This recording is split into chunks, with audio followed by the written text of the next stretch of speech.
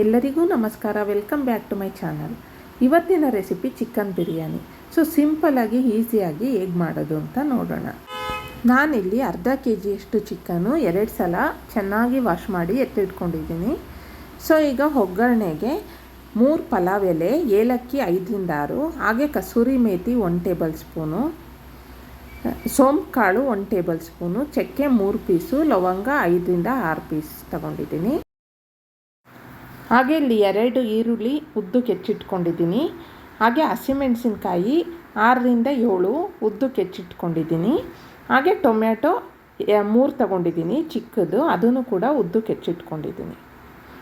ಈಗ ಇಲ್ಲಿ 1 ಹಿಡಿ ಆಗುವಷ್ಟು ಪುದೀನ ಸೊಪ್ಪು, ಹಾಗೆ ಕೊತ್ತಂಬರಿ ಸೊಪ್ಪು 1 ಹಿಡಿ ಆಗುವಷ್ಟು ಸಣ್ಣಗೆ ಕಟ್ ಮಾಡಿ ಎತ್ತಿಟ್ಕೋಬೇಕು.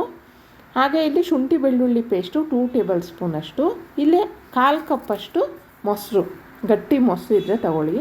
ಹಾಗೆ ಇಲ್ಲಿ ಖಾರದ ಪುಡಿ 1 ಟೇಬಲ್ ಸ್ಪೂನ್ ಆಗುವಷ್ಟು, ಗರಂ ಮಸಾಲ 1/2 ಟೇಬಲ್ ಸ್ಪೂನು, ಹಾಗೆ ಬಿರಿಯಾನಿ ಮಸಾಲ 1/2 ಟೇಬಲ್ ಸ್ಪೂನಷ್ಟು. ಇಲ್ಲಿ ಕಾಯಿ ತುರಿ 1/4 ಕಪ್ಪಷ್ಟು ತಗೊಂಡಿದ್ದೀನಿ. ಹಾಗೆ 1/2 ಟೇಬಲ್ ಸ್ಪೂನ್ ಅರಿಶಿನ, ರುಚಿಗೆ ತಕ್ಕಷ್ಟು ಉಪ್ಪು, ಮಾಡೋದಕ್ಕೆ ಎಣ್ಣೆ. ಈಗ ಹೇಗೆ ಮಾಡೋದು ಅಂತ ನೋಡೋಣ. ಈಗ ಒಂದು ಪಾತ್ರೆಗೆ 1 ಗ್ಲಾಸಷ್ಟು ಬಾಸುಮತಿ ಅಕ್ಕಿ, ಹಾಗೆ ಅರ್ಧ ಗ್ಲಾಸಷ್ಟು ನಾರ್ಮಲ್ ರೈಸ್ ತೊಗೊತಾ ಇದ್ದೀನಿ.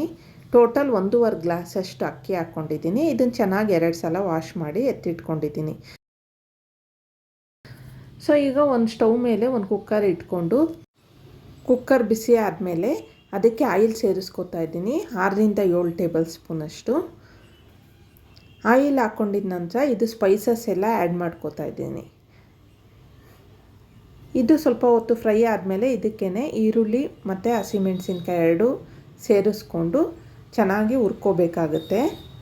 ಇದು ಗೋಲ್ಡನ್ ಕಲರ್ ಬರೋ ತನಕ ಹುರಿಬೇಕು. ನಂತರ ಇದಕ್ಕೇ ಟೊಮೆಟೊ ಕೂಡ ಸೇರಿಸ್ಕೋತಾ ಇದ್ದೀನಿ. ಈ ಟೊಮೊಟೊನು ಸಾಫ್ಟಾಗಿ ಬೇಯೋ ತನಕ ಹುರ್ಕೋಬೇಕಾಗುತ್ತೆ. ನಂತರ ಇದಕ್ಕೆ 1/2 ಟೇಬಲ್ ಸ್ಪೂನಷ್ಟು ಅರಿಶಿನ ಸೇರಿಸ್ಕೊಂಡು, ಹಾಗೆ ಇಲ್ಲಿ ಕೊತ್ತಂಬರಿ ಸೊಪ್ಪು, ಪುದೀನ ಸೊಪ್ಪು ಕೂಡ ಸೇರಿಸ್ಕೊತಾ ಇದ್ದೀನಿ. ಹಾಗೆ 2 ಟೇಬಲ್ ಸ್ಪೂನಷ್ಟು ಶುಂಠಿ ಬೆಳ್ಳುಳ್ಳಿ ಪೇಸ್ಟ್ ಸೇರಿಸ್ಕೊಂಡು ಚೆನ್ನಾಗಿ ಫ್ರೈ ಮಾಡಬೇಕಾಗುತ್ತೆ. ಈಗ ಇದಕ್ಕೇ ಚಿಕನ್ ಸೇರಿಸ್ಕೊತಾ ಇದ್ದೀನಿ, ಅರ್ಧ KGಯಷ್ಟು. ಈಗ ಇದಕ್ಕೆ ಕಾಯಿ ತುರಿ 1/4 ಕಪ್ಪಷ್ಟು, ಹಾಗೆ ಮೊಸರು ಏನಕ್ಕೆ ಅಂದರೆ ಚಿಕನ್ನು ಸಾಫ್ಟ್ ಆಗುತ್ತೆ ಮೊಸರು ಹಾಕೋದ್ರಿಂದ ಅಂದ್ಬಿಟ್ಟು ಮೊಸರು ಕೂಡ ಆ್ಯಡ್ ಮಾಡ್ಕೊತಾ ಇದ್ದೀನಿ. ಹಾಗೆ ಖಾರದ ಪುಡಿ 1 ಟೇಬಲ್ ಸ್ಪೂನಷ್ಟು, ನಿಮಗೆ ಖಾರ ಎಷ್ಟು ಬೇಕೋ ನೋಡ್ಕೊಂಡು ಹಾಕ್ಕೊಳ್ಳಿ. ಹಾಗೆ ಅರ್ಧ ಟೇಬಲ್ ಸ್ಪೂನಷ್ಟು ಧನಿಯಾ ಪುಡಿ ಮತ್ತು 1/2 ಟೇಬಲ್ ಸ್ಪೂನಷ್ಟು ಗರಂ ಮಸಾಲ ಮತ್ತು ಬಿರಿಯಾನಿ ಮಸಾಲ 1/2 ಟೇಬಲ್ ಸ್ಪೂನು, ಇಷ್ಟನ್ನು ಕೂಡ ಸೇರಿಸ್ಕೊಂಡು ಉಪ್ಪು ರುಚಿಗೆ ತಕ್ಕಷ್ಟು ಹಾಕೋತಾ ಇದ್ದೀನಿ. ಈಗ ಒಂದು ಕಡೆ ಬಿಸಿನೀರು ಇಟ್ಕೊಂಡಿದ್ದೆ ಕಾಯೋದಕ್ಕೆ.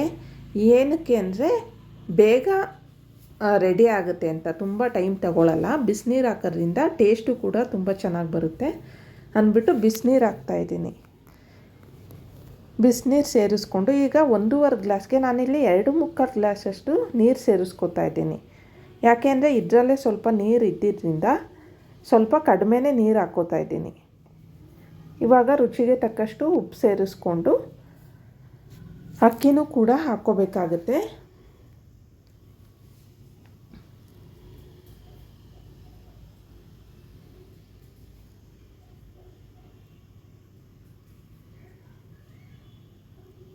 ಈಗ ಲಿಡ್ನ ಕ್ಲೋಸ್ ಮಾಡಿ 1 ವಿಷಿಲ್ ಬರೋ ತನಕ ಬಿಡಬೇಕಷ್ಟೇ.